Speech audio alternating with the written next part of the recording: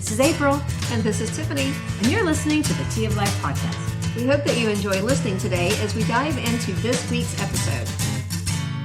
Today, I am so excited that we are actually on site at Beckers, and we are interviewing my sweet friend, Sue Becker. Yes. Hey, Sue. Hello. Sue and I officially met around 13 years ago when she heard my story of how milling our wheat and making our own bread had completely transformed and changed our family's health.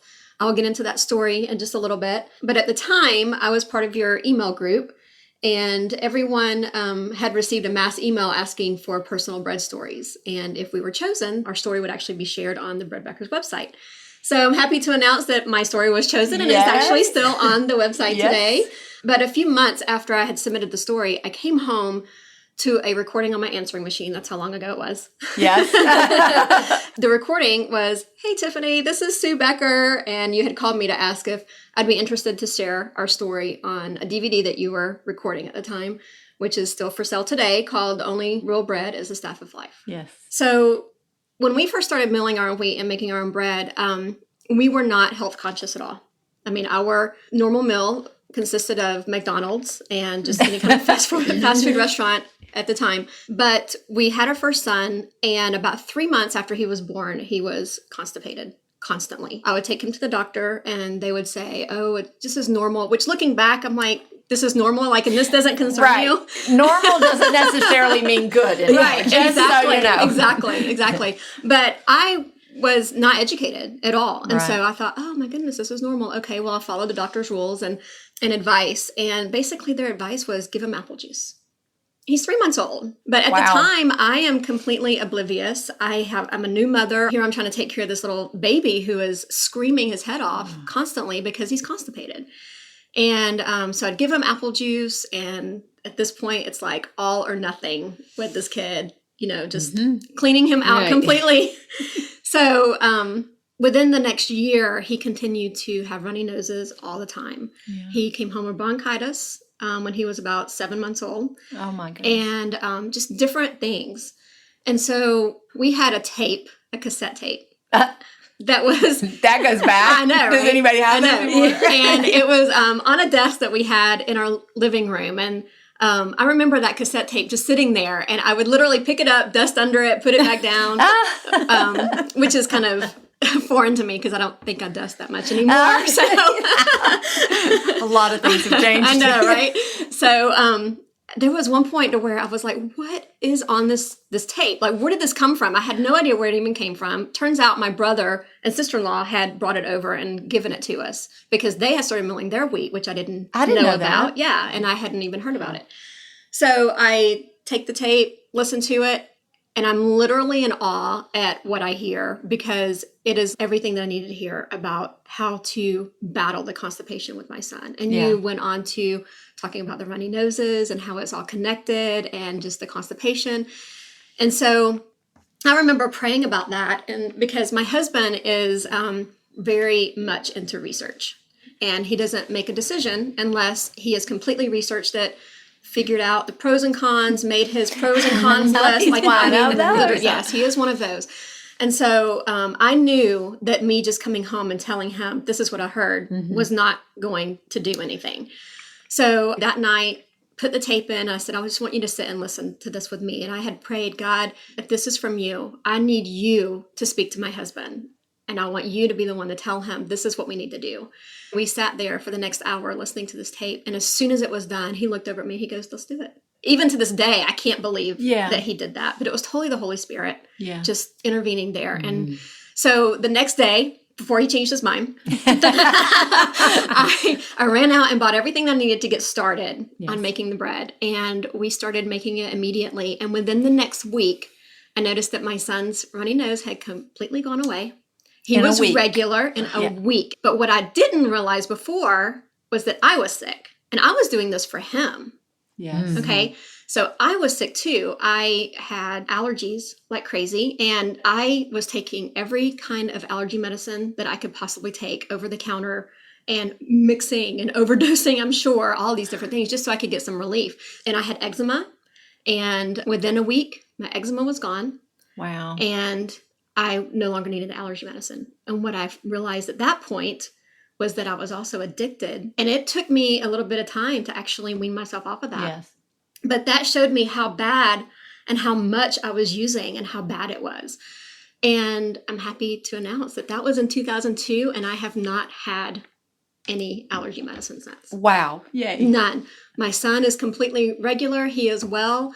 He has not been sick. You know, every once in a while, your children may run a fever or something. Yeah. I just let it run its course, and within 24 hours or so, it's gone. Yep. Never maybe even The know. way it's supposed to. Right. Never Yeah. even know what happened. They're just healthy kids. And so that was the beginning of us milling our wheat, and we have been doing it ever since. I mean, we make bread all the time. That's great. Yeah. That is great to hear. Yeah. And it's something that when something changes your life so much, Mm-hmm. you can't go back when you Mhm. see the benefits in something so delicious as bread. Yeah. Everybody loves bread. Exactly. Yeah, I know. Yeah, so 9 years it's been since we've even been to the doctor for an illness. We went for like an ingrown toenail Yeah, we had that at, one too. at one point a couple years ago. Bread doesn't but, fix that. I know. I'm just kidding. I'll stick some bread on. But literally it's been 9 years. That's great. Yeah. That's a great story. And we hear those kind of stories all the time in the last 25 years, hundreds of stories like that. And It's exciting. we homeschool too, and I've had other people say that, well, they're homeschooled, so they're not exposed to everything. But we actually go out into society. Like, we go to leave church, the play house. sports, Exactly. yes. My kids are in scouting. I mean, they do high adventure stuff with other scouts, and Yeah. and we're constantly around other people, so we're not hermits. Right. Yeah. And there was one time where our youngest, when he was a baby, in the Sunday school room, we had actually gotten a notice, yeah. saying that that the kids in the nursery were all coming down with the fifth disease, the hand, Yes, foot, and mouth I disease. remember that. Literally, our youngest was the only one in the nursery who didn't get it. Wow. He didn't get it. And he's there every Every Sunday Sunday, right. for every service, because we work at the church. Yes, You know, yes. there every Sunday, every service. And he was the only child in the nursery who didn't Wow. get it. That's an amazing story, isn't it? Yeah. As I said, we are on site here at Bread Beckers, and Bread Beckers is officially located in Woodstock, Georgia, and there are co-ops all over the eastern United States, also with a ministry in Haiti. Yes. That's awesome. Yes. Very cool. So since we have actually started shopping here, you have expanded your store out of Yes, we necessity, have. which is Yeah, it's a amazing. great thing, It's so isn't it? great. It's so great. And it looks so amazing. I remember actually the store being in this room Where we are that now. we are right yes. now, and I'm looking at it and I'm Office going, now, how did that happen? Yeah. This is a tiny room. yes. This whole building is 10,000 square feet. And so Okay. that building, and then now we have the building next door, which is 8,000 square Oh. feet. Yeah, that's where all of our packaging is Okay. done now. So that's what, that was in 2009. Mhm. That building next door became available, and we were able to rent it and move all of our packaging and warehousing down there. And we're able then to turn this building into our store and our classroom. Our classroom is about 2,000 to 3,000 square feet, so that leaves about 6 or so out here, and then we've got the offices. So That we is actually so have cool. shopping carts, Yes, and I you know. can come walk I up and down the aisles. Aisles. Yes, and I tell everybody we at that time we were really looking to get more into a retail location, Okay. but for what we have here, we couldn't pay the rent, first of all, if we had this in a retail location. But I tell everyone we're the best kept secret in Woodstock, so we need everybody to tell your friends and Yes. come. It's an Absolutely. experience, and And they do feel- come. I've been on a class and you've asked where Oh, people yeah. are from, and I feel guilty because I'm just like 25 I minutes. know they come from all over. That is Yes. so exciting. We love what we do, and And it shows. And it's an experience here. I mean, we've prayed right in the middle of the store and just talked to people because all of my employees, as well as my husband and I and our partner, we love people and we want to help them on this journey. That's our passion. Mhm. We want people to get healthy, but we want them to see how easy being healthy is. Let's just eat real food.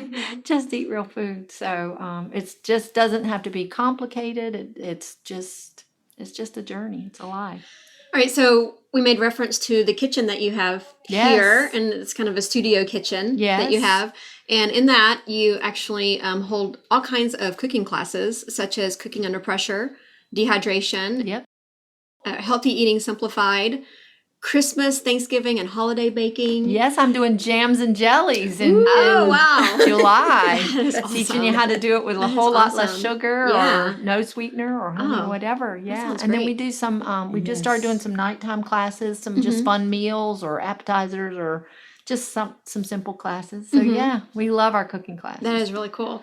So the great news is that you actually don't have to be here in order to have access to those classes because they're online and you're able to go and watch any of them Yes. online Because at any time. somebody's wonderful husband named Brandon helped us put in video equipment so that we could show this online, and it's been really great. Yeah, really that's great. awesome. We used to stream them, but that sometimes can be a problem. So now we try to edit them a little bit and get them where then people can watch them. I'm very long-winded, so my classes tend to be long. My daughter's got some great classes on there. She's got some demos of just, 15-minute demo of here's how to use the mill, or here's how to use the mixer, or here's how to use the bread machine. So there's some great information there, great videos to watch. All right, so Sue, you actually started milling your own wheat in 1991. Yes. Which is 26 years Yes, ago. 26 years ago, and that is amazing. So what got you to milling your own wheat in the beginning there? Well, I've always loved the human body.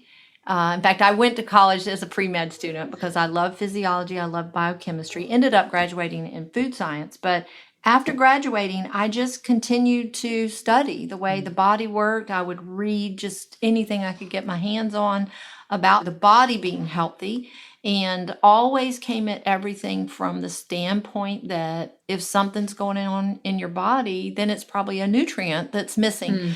And back in the 70s, the focus was more supplementation. It wasn't as much, on foods as it is now, I think. So I fed my family healthy food. We ate real food for the most part. I'm Southern, so we cooked. I mean, it was everything but the bread. I made bread sometimes. I bought bread sometimes. There was just no real consistency there. But in 1991, I came across an article. It was in a little booklet that I had subscribed to, and the booklet was entitled, How to Greatly Reduce the Risk of Common Diseases. The history of white flour was presented, a brief discussion on the common diseases that plague most of America. And though I wasn't a real sickly person, we had many of the same things. I had 5 young children at the time, many with chronic snotty noses, ear infections. I had several things going on. Nothing that anybody would go, oh, this was serious. Now I know Right, it's like the more allergies. serious than we think. Right. Constipation, Well, yeah. Right. So when I read this information with my background, this made perfect sense. Now, why I didn't ever put these pieces of the puzzle together before, I don't know. From my food science background, my thought was, what's being done to our food is a good thing, to make it sit on the shelf forever and ever. But when I read the history of white flour, how it came to be, what they were taking out, the bran and germ has all the vitamins, all the nutrients, all the fiber. White flour is protein and starch, proteins that we need, but virtually devoid of all vitamins, minerals, and of course, no fiber. I was like, oh my goodness, this made perfect sense. The puzzle pieces came together, and I'm like, this is what's missing. And I'm very passionate. I'm a very all or nothing. And I'm like, we're doing this. We are doing this. And it was funny because, I knew whole wheat flour was better, from, my reading and studying a little bit, but it wasn't like this aha moment where everything went on. So I'd buy whole wheat flour from the store and I'd try to make my bread out of it. And I don't know if you've ever used store-bought whole wheat flour, but it's kind of nasty. Makes kind of everything cardboard because they take the oils out and they take some of the bran and germ out, and it's stale and it's old, I didn't know that at the time, but so my idea was, oh my gosh, if we start using all whole wheat flour and no white flour, everything's going to be grainy and gritty and taste kind of nasty. But when I read this article and read this information, I'm like, I don't care. If we have to choke it down, we're eating this and we're not going back. We're not doing white bread and I'm not mixing it with white bread. So Brad actually, my husband Brad, bought me a meal for my birthday in February of 1991. So that meal came in and I couldn't wait. I got it out and ground some flour and made some bread. The kids could hardly wait for it to come out of the oven. That was the best bread I'd ever eaten. So how hard was it for you to find your grain? So we actually had a neighbor that was grinding her grain, and we just kind of found out, and she was ordering, from this company or this family in North Dakota and bringing it in, like pallet at the time. And so when she ordered it, it was not very frequent. So I just ordered like what I thought would be a year's worth. And that's how we started. And so we milled that flour and made bread, and it was so easy and it was so delicious. My kids loved it. It was a healthy food. My kids would eat. I've done a lot of things over the years to get healthy, green things and all kinds of things that I will choke down, but my kids are like, no. Yeah, and let's make note that at the time that you started milling, you had five children, right? Yep. And then you ended up adding 2 more to that. Biological. And then you have also added 2 more adopted children to that. So in the midst of all that, you still found time to mill your wheat, make your bread, make all your rolls, and I'm sure pancakes, muffins, pizza. Yes, right. That was a fun one. At home. So, and that's the one thing that I constantly tell people. It takes me like under 3 minutes for me to grind my wheat, throw everything into the bread maker. Yes. And even if that's all you do is just have that sandwich bread every day, then that's good. And so literally it doesn't take me any time to just do that into the bread maker. Yeah. I got up yesterday morning and made 2 dozen muffins and in 5 minutes had the flour milled, had the muffins mixed up, put in the pans, popped them in the oven. Set my timer on my phone, took it with me, hopped in the shower. For church came, they were done. About the time I got out of the shower, came back, took them out of the oven. And before we left for church, I pulled them out. I mean, I spent, 5 minutes working on them. So, that's how we started. And the bread was delicious. My family loved it. And the health benefits to me were immediate. I was constipated. Struggled with it all my life. Not something you care about when you're young, but when you start getting older, I think brain cells kick in and you start going, there's something wrong with this. Now, did you know that you were constipated?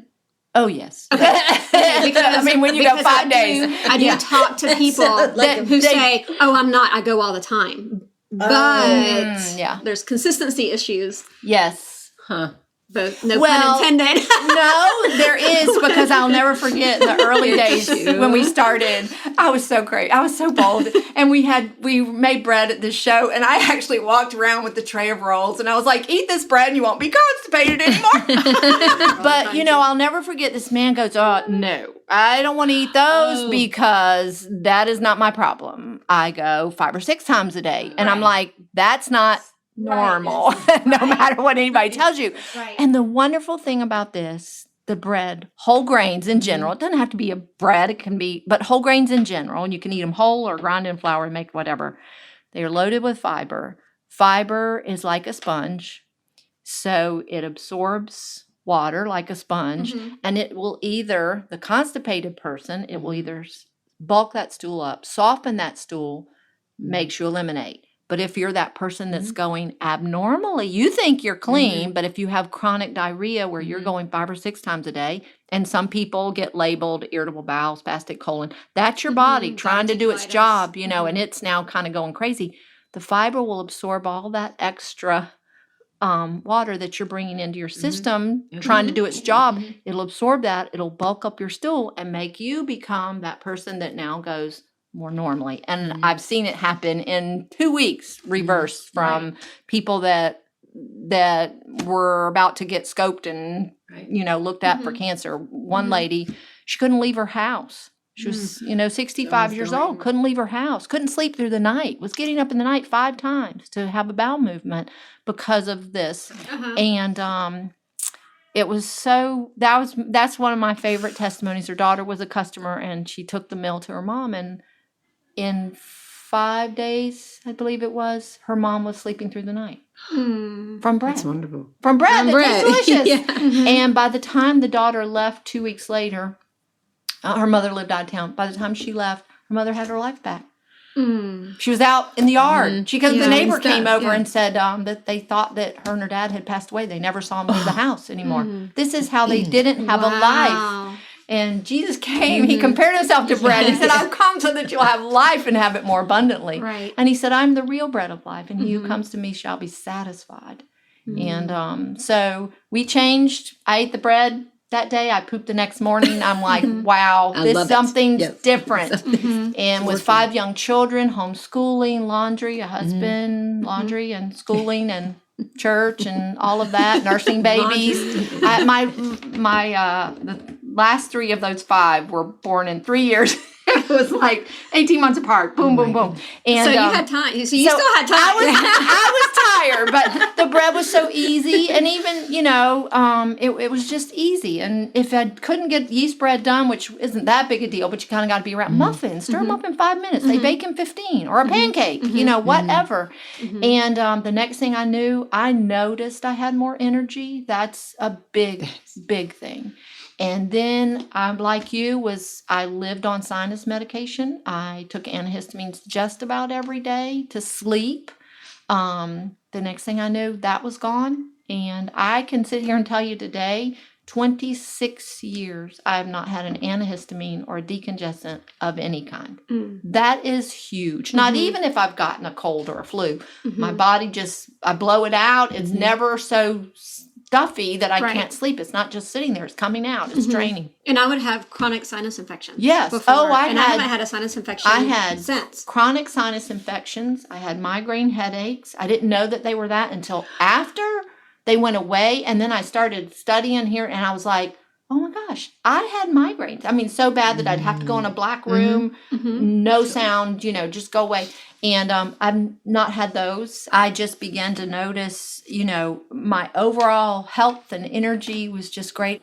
My kids have played with other kids, and then the next day I'll get a phone call, we were just diagnosed with strep. So watch out. My kids have never gotten strep, ever. No. Even with playing with other kids. And it's happened multiple times. Yes. That this is when they were younger. And they've never gotten it. In fact, we are in Boy Scouts. So Boy Scouts actually requires us to go and do like the yearly physical for them to be able to do the high adventure thing. I took my son in, and she's looking at him, and she says, when did he have his tonsils removed?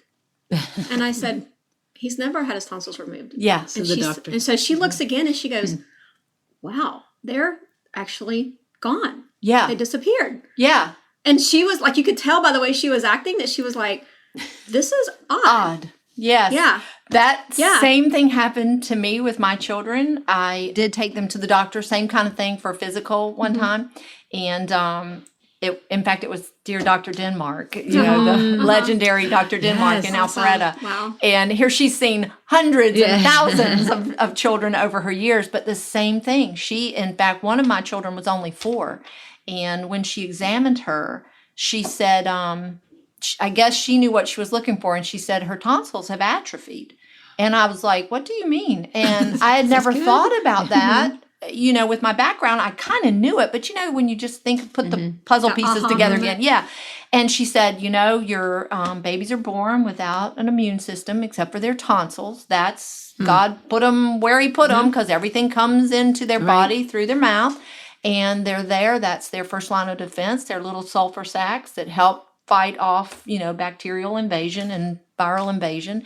And then once their immune system starts getting stronger and stronger and stronger, the tonsils should technically atrophy, because they don't need them. And she just looked at me, and this is Dr. Denmark that's seen lots of children, and she said, I've never seen a child this young whose tonsils have atrophied. And she said, you must be doing something right. Then the few years later, I had to take all my kids in for physical. And she sees a lot of big families, and she just kept saying, I've just never seen such a fun, healthy, strong, vibrant children. And she looked at all of them and said that all of them had atrophy, that none of them had their tonsils.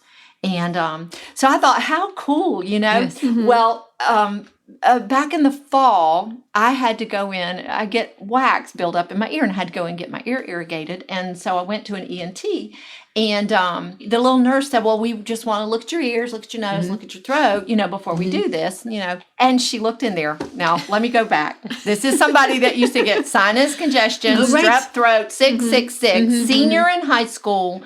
They said, we need to take her tonsils out. They're so inflamed. And I don't know why we didn't do it, but we didn't. So here I am just a few months ago in the ENT. I've never been sick and been to the doctor since we started doing this. So nobody's ever looked at my throat. And she looked and she goes, have you had your tonsils removed? I couldn't believe it. I said, no. And she goes, they're just, well, they just really look like they're there, but not there. And I'm like, yes, I have a tonsil story. I want to go home and look in the mirror. I know. We all want to just like, okay, I want to go to the doctor. But so I have my tonsil atrophy story now too. So not just my children, but me as well, which is a huge testimony to that. So anyway, it's just exciting. That is awesome. That is awesome. And so hearing that as an adult, getting healthy, and then your body all of a sudden going, oh, this is what I'm supposed to do. I don't really need those reacting. Anymore. And they're there. If you ever need them, they're there. If you've never had them removed. That's funny when you brought that up because I was sitting there telling her the tonsil story. So great mind think alike.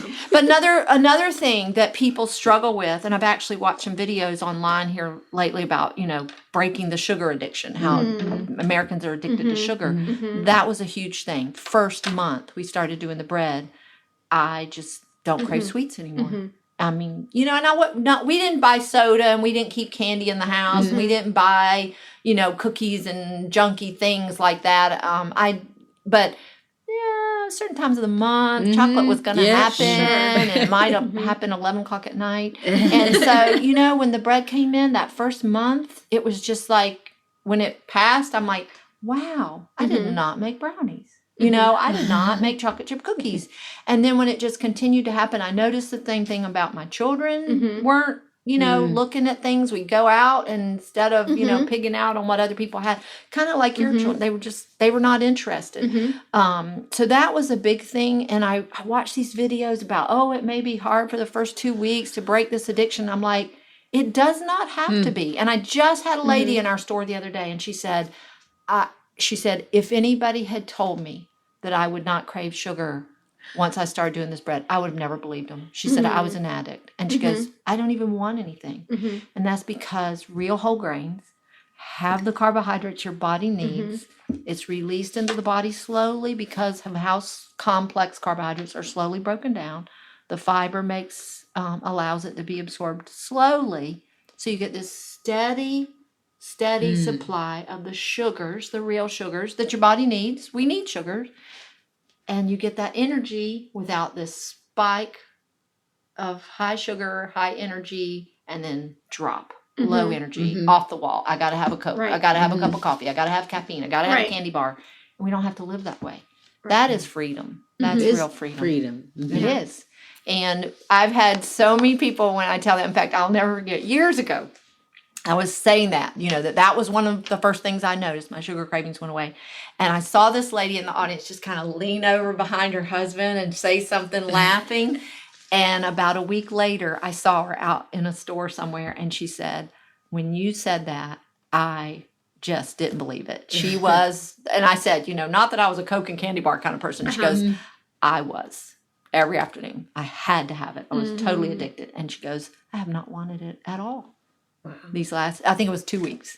And she says, I would have never believed it. And so it grieves me when I see all these, especially, the low carb, high protein, or these people, sugar. Yes, we're addicted to sugar. We don't have to be if we eat the right kinds of sugars, which are complex carbohydrates, and grains are full of them. Right. So, and I know that a lot of diabetics, if they eat just the regular white stuff in the store, it makes their sugar shoot up.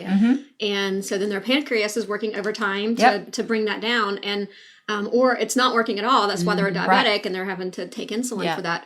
But I know that I have actually heard and read of accounts where it's actually helped to stabilize that sugar with diabetics to where they actually need less insulin sometimes, or their bodies are able to sometimes can actually... even come off of it. Yeah, we've seen it.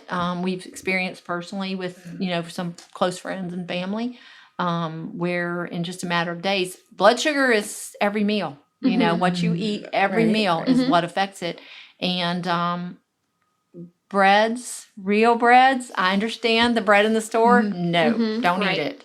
Cookies and stuff in the store, but real whole grains are in the grocery store. Sure. Your store, yes. Yes, my store, yes. I guess I need to clarify. out there in the grocery store, the traditional breads, I get it why people are told to go off of that, but real whole grains are the most important thing to stabilize blood sugar levels, whether it's hypoglycemia, low blood sugar, you can't get your blood sugar back up, or whether it's diabetes, high blood sugar, where you're spiking and you can't produce insulin, to get it down. The key is that steady release of the right sugars and just keeping it here. Yeah, little spikes after a meal is normal, but it shouldn't be shooting up where now your body's got to produce insulin to get it down.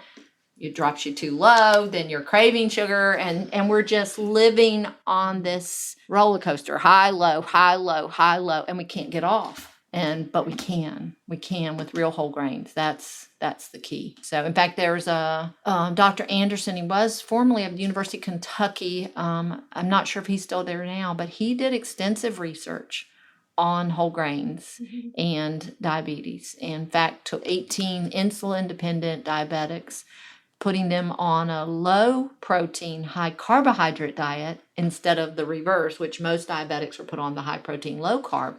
The difference is his carbohydrates were fresh fruits and vegetables, real whole grains. Okay? 16 out of the 18 came off of insulin. Wow. That was one study I read. Wow. And that's a university medical study. Now I read it, it's probably done 30 years ago. But it's still the same. I'm seeing it with my own eyes, in just a matter of days. People's blood sugar come down. I've had people come in my store. We buy pizza, we get lazy and we order pizza. My blood sugar shoots up. If my wife makes pizza with the freshly ground grain, it's wonderful. And my blood sugar stays normal. I've had hypoglycemics tell me that the muffins she works, she bakes on the weekend. She loves the Ezekiel mixture, the wheat, spelt, barley, millet, lentils, and beans mixture, grinding them together.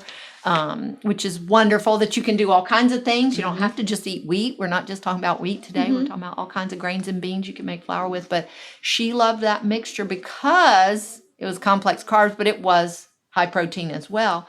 And she said she would make all her muffins on the weekend. She made little minis. She bagged them 2 per bag and froze them. And when she left for work, she'd grab a couple of bags. And when it was time for her snack, so her blood sugar didn't drop, she ate a couple of her muffins and she goes, my blood sugar has stabilized. I don't have the crashes and the downs. And so that can be just as debilitating as the high blood sugar. When you've got low blood sugar, it's not good either. So it's exciting. So some of the things that I hear you touching base on is that your passion is not just bread. Your passion is healthy eating all the way around. And you have 7 basic principles of eating healthy. Yes. And your number 1 principle is bread, which we have been talking about. Let me say something on Okay. that. Okay. So Jesus compared himself to bread, right? Okay. Right. Let's do as surely as we're physical, we're spiritual beings. Okay. And we were created in God's image. Jesus compared himself to bread. If you're sick and dying spiritually, what's the first thing you need to start with? You can go to church. You can give all your money to the poor. You can pray. You can do whatever. But if you don't know Jesus, you're sick and dying spiritually. So you need to start with Jesus. It makes all those other things line up and have a reason. Right. And I just find that if we transfer that over to the physical, start with the bread. Grains are the most nutrient-dense food group that God has given us. They are storable. Every other food group rots and decays, loses nutritional value. Every day it's stored in your refrigerator. Every day it hangs on the tree, or meats and all of those. They spoil. And now naturally fermented, things like that, but in their whole form. Not so with your grains. Left whole and intact, every vitamin, every mineral, every protein, every enzyme, all the phytonutrients, all the fiber is there. If you start there, every life-giving nutrient is there. And if you grind it fresh, because once you mill it into flour, oxidation, deterioration begins to take place right away because it's exposed to oxygen. It's just a fact of life. That's what makes fruits and vegetables lose theirs. Right. So I'm like, okay, we need to start with the most nutrient-dense food group we can get, which, like I said, I'm comparing the physical and the spiritual realm. But if we start there, we can so perfectly nourish our body. You can almost live off of bread alone. In fact, some people say they use that scripture. Well, Jesus even said, man does not live by bread alone. I said, no, but he goes on to say, but out of every word that goes forth from the mouth of God. To me, he was reiterating to this people, you think just because you have bread that you can live forever, or you can live, you have life. But I'm telling you, physically, however. Yes. And if you go back and really read history, the feasts of the Lord were all centered around the grain harvest, and grains were a vital part of of their lives. When Jacob sent his sons down to Egypt to get grain, they had food, but they didn't have grain for bread. They had, because he sent them with food to take to Joseph as a present, So that's what we must realize. Of the 44 nutrients that are considered essential for life, to maintain life, and to support health, there's only 4 missing in wheat. Some of the other grains have what's missing. Beans have what's missing in wheat. So, and we can get those from our fruits and vegetables and meats and cheeses and eggs and milk and that kind of thing. So let's start with the most nutrient-dense food we can get. And if you think about it, how all-encompassing it is. This was a real revelation to me a number of years back. Once you leave the perimeter of the grocery store, which is where your fruits, vegetables, meats, cheese, eggs, on that kind of thing. And then you start going up and down the aisles of the grocery store. The first couple of aisles, what are your canned fruits and vegetables and your condiments? Once you leave that, every other aisle in the grocery store is a grain aisle. Cereals. Cereal, crackers, your snacks, your flour, cake mixes and all that.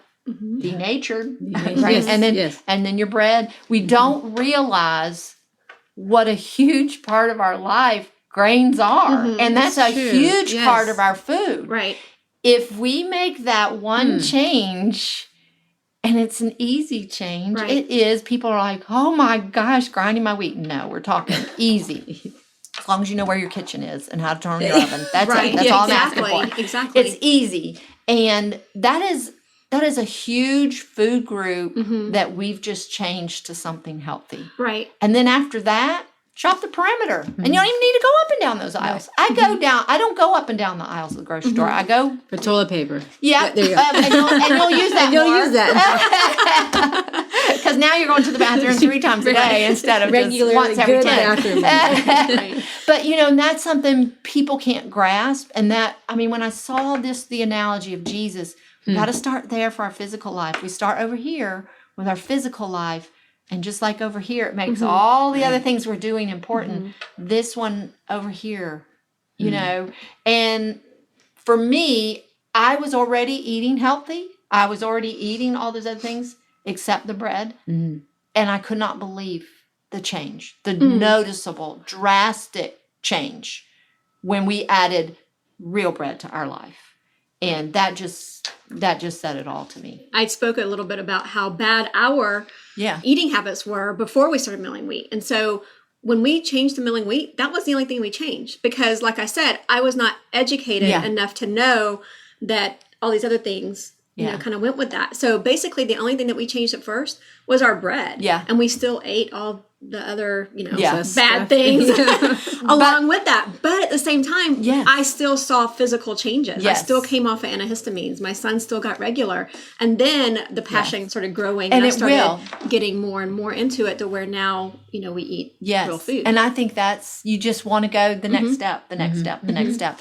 And that's what is exciting to me. And that's what I've heard. I mean, we have a slogan, we have aprons monogrammed with "It's the bread," because people Yeah. would call I have us and go, "It's the bread. It's got to be the bread." And this is the only change. And we've seen some like me that were already eating healthy and they changed the bread. Then we've seen some that, wow, yeah, they didn't change a thing. They Right. just started adding the bread, Mhm. and it was pretty amazing. So I have 7 steps to healthy eating. I don't think they're exhaustive in any stretch of imagination. In fact, I don't talk about meat at all. I think you're either a meat eater or you're not. And my recommendation is eat real, whatever you're going to do. So yeah, start you with the bread. That's like we've talked about. That's huge. That's a huge, huge player. If you never go beyond that, it's amazing. If you never go beyond that, it's kind of like when you accept Jesus. If you never go beyond that, Right. it's amazing. But there's so much more to life if we do go beyond that. Absolutely. So my next step, a lot of us are concerned about what we eat and we don't think about what we're drinking. So a huge, huge player is water. Right. We need to be hydrated. Right. A lot of what Americans drink are not good beverages, loaded with sugars and acid and caffeine or artificial sweeteners. And so those are really toxic for our body. Water is a cleanser. It takes nutrients into your cells. It brings waste out of your cells. We would not dream of washing our hair or our face or our body with a bottle of soda. Wouldn't dream of it. Why do we think we're going to clean the inside of our body? So many of the things we feel day to day are result of simply dehydration. I don't want to oversimplify anything, so don't hear me saying that, but this is a huge player. Exodus 23:25, God told Israel that if they would obey him, he said, "I will bless your bread, and I will bless your water, and I will take sickness from the midst of you." Powerful. That's God's promise. I'm not making any promises here. I'm not selling a supplement, snake oil, or something weird. I'm giving you tools to change your life that are real. This is food that God created to perfectly nourish the bodies he created. And why would we not trust him? And there's so many grains to choose from. And culturally, you want a tortilla? We just had a Mexican fiesta. We make our own tortillas. You want, whatever fits in with your culture, Right. you can do it. I'm Southern, biscuits. We can do it. So that's what's Absolutely. exciting. So that's number 2 is really drink water. And I've read that at least 75% of Americans suffer from just dehydration. And a lot of the symptoms from dehydration is fatigue, headache, brain fog, joint pain. Right. Oh, yeah. People blame it On wheat or yes, it's really drinking the water. And I tell people, what if that's all it is, that you're dehydrated? Right. Right. Be kind of like if you're riding along and all of a sudden your car sputters and kind of shuts off and you get off the side of the road. What's the first thing you think of? Yes. Yeah. Yes. Fuel. You don't go, wow, I wonder if I need to call in a specialist and go have car analysis done. You look at your gas gauge. And we just have way overcomplicated eating healthy and what's going on with our body. What if all it is dehydration? Morning is cleansing time, nighttime is healing time. So the best time to get your body started, I call it priming the pump, is get up first thing in the morning and drink an 8-ounce glass of water before you drink anything else. And I've told so many people this, and I can't believe how many people will come back and go, this really works. I call it priming the pump. It kind of jump starts that thirst mechanism going on in your body. A lot of times when we reach for food, especially when we're not paying attention, we reach for food, we're really thirsty. I tell my son, water's not going to help me these times. No, Water's not going to help me. Yes, it will. Yes, it You will. just need And I know we're in the summer months, and I gotta say something about the sports drinks. Say it. They're sports drinks. There's more potassium in one banana than a gallon and a half of the popular sports drink. So you're better off, or slices of orange or a bunch of grapes, you're better off if you really want to get those electrolytes balanced, then come in or take with you some slices of oranges, some grapes, a banana, and drink your water. I mean, I used to not drink water. I mean, I was just like, I don't like water. And now it's the only thing I love. I love it. I drink it all. That's my beverage. And it's just, if we can get our bodies and our thirst mechanism primed again and start being thirsty instead of hungry and satisfying that thirst with just a cold glass of water, So that's number 2. Number 3 doesn't sound glamorous and appetizing at all, but fermented and cultured foods. Right. That's a big buzzword now, and I'm like, I was teaching this for 25 years. I'm so glad y'all caught up with me. As a food microbiologist, I study the gut and the importance of those organisms in the gut. Grain fibers are the food for those organisms. That's what's so exciting. We hear terms like prebiotics and FOS. That's your grain fibers, And but then we got to get those organisms in there. Much of our immune system is those gut organisms that live naturally in our large intestine. Heavy use of antibiotics. But unfortunately, we're seeing such a heavy use that now usually one round is not doing it, another round is not doing it, and now we've got ourselves in a very weakened immune system state because it kills all the organisms. But if we've got to get those good organisms back in there, reestablished, and keep putting them in there on a daily basis. And America is one of the only groups that culturally does not have a fermented cultured food as part of their diet. What do I mean by that? Yogurt, kefir, fermented vegetables. Popular right now is kombucha. Some of these things. I love kefir and I love yogurt, and we do a juice kefir that is so delicious. My grandchildren love it. They call it the bubbly juice. I want it. And it is so delicious. I feel like we need to clarify yogurt. Yes. Though, because there's so many on the market that is not. Yes. So tell us what we need to look for when we're getting our yogurt. What we need to not look for is green, glows in the dark, and squeezes from a tube. That is not what I'm talking about. Right. And 5 or 6 organisms. Read the label. You want some active live organisms. For the most part, buy plain yogurt or plain kefir, and sweeten it myself with honey, which is a good sweetener, fresh fruit or whatever you want to do. I always laugh, and I said Jesus didn't like plain yogurt either.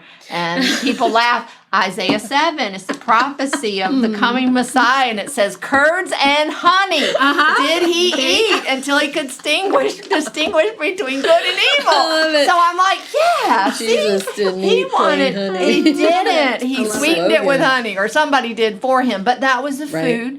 And that is something that's so delicious. Every now and then, my son eats yogurt in the mornings with granola, and it's just easier for him. I'll buy a sweetened with a natural sweetener, maybe honey. There's some brands out there now, or evaporated cane juice, like a vanilla yogurt, maybe. But that's the exception usually and not the rule. It's just so easy. Tip some and squeeze some honey over it. Put a shot of vanilla in it. Mix it up yourself. Or lemon or zest a lemon in there and squeeze some lemon juice and sweeten it with honey.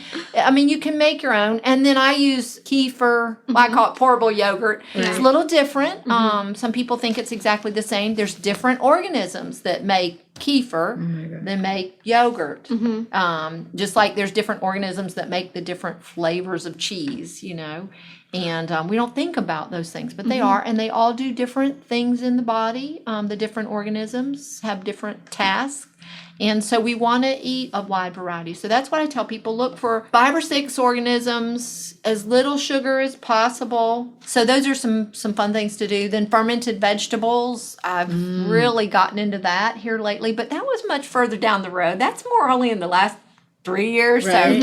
So, don't get too overwhelmed. Start with some yogurt. Start with some kefir. And one of my classes online is a fermentation class. And we sell a kefir starter here that will not only ferment your milk, so it makes your pourable yogurt that you're used to, but the same organisms will ferment juice. And we just use apple juice, white grape juice, whatever, and it naturally carbonates it. It breaks down the sugars, so it's not as sweet. and your kids will think it's soda. Once you get those, the milk or the juice fermented, the juice particularly, once you get it fermented, then you can use a little bit of that juice to start your next bottle. And you never have to start over. And we just do that all the time. A refreshing summer drink is I fill my cup with ice and grate some fresh ginger over it and muddle some fresh mint, and I just fill it with my kefir, and that's my little, so these are all things that we can do to get those good gut organisms in there. If you've had to take antibiotics, I highly recommend a probiotic for 6 months to a year. And interesting, I've had some pretty amazing testimonies and read some pretty amazing studies of reversing allergies from probiotic supplementation. As someone that's been teaching healthy living for lots of years, and I actually got my certification to be a nutrition counselor. It's not something I do all the time, but I know in the last few years, what really made me start researching the whole allergy connection is I had 2 young adults come in to me, and here was their story, both of them. I've never been allergic to anything in my life, never had a problem eating any foods, fairly healthy. We've been doing the bread. And one of them in particular, I remember he said, I got a urinary tract and bladder infection. I had to go on antibiotics. First round didn't work, which is very typical because we're so resistant to it now. Ended up 3 rounds of antibiotics, and he goes, I'm now allergic to everything. Couldn't eat things like cherries and apples and millet. And just had issues, allergy issues. I see this all the time. The nut allergy and the tree allergy. And I have a granddaughter that has a milk allergy. So I'm not saying they don't exist. Right. I get it. And she was born that way. Right. I get it. But I go to Haiti, and America is sending peanut paste down there to supplement those starving children. And they don't have a problem. We're talking thousands of kids are getting fed this peanut supplement because peanuts are a huge source of good protein. And they're not having a problem. And yet in this country, it's huge. And for a long time, and I was like, okay, they've done something to the peanut. It's genetically modified or something. I'm not going to say that may not be the case. But America is shipping peanut paste down to Haiti, and those kids don't have a problem with it. So what's going on there? When our kids and moms that are even pregnant with their children are getting antibiotics, and then the babies are getting antibiotics, and vaccinated way too young, and all this stuff, something's going on with their gut organisms. Something's happening with their immune systems. I see more and more children on breathing treatments and allergy medication. We really gotta stop and go. Cultured, fermented foods we need to come back to. It's just very important for digestion. A lot of people don't realize that. Most of your fermented foods are very, very high in B vitamins for your energy. Yogurt is usually very energizing because the organisms that break down the sugars, the natural sugars in milk, they produce B vitamins as a byproduct. They do it when they're fermenting the foods. They do it in your gut.